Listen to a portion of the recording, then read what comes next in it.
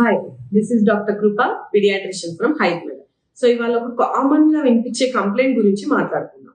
చాలా మంది పేరెంట్స్ మా బేబీ సరిగ్గా తినట్లేదు, ఆకలి అవ్వట్లేదు అని చెప్తుంటారు.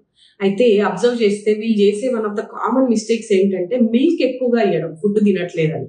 మిల్క్ ఎక్కువగా ఇస్తే ఏమవుతుందంటే ఫస్ట్లీ టమ్మీ ఫుల్ అయిపోయి ఆకలి తగ్గిపోతుంది. సెకండ్ థింగ్, దీంట్లో సరైన పోషకాలు అన్నీ ఉండవు.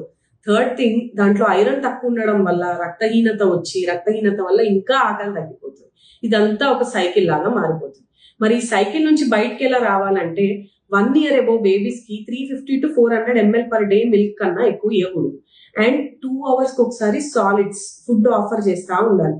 మేడం, వాడు ఫుడ్ తినట్లేదనే కదా మా పాలిస్తున్నామని మీకు అనిపించచ్చు. కానీ ఇనిషియల్ డేస్ లో ఎక్కువగా తినకపోవచ్చు.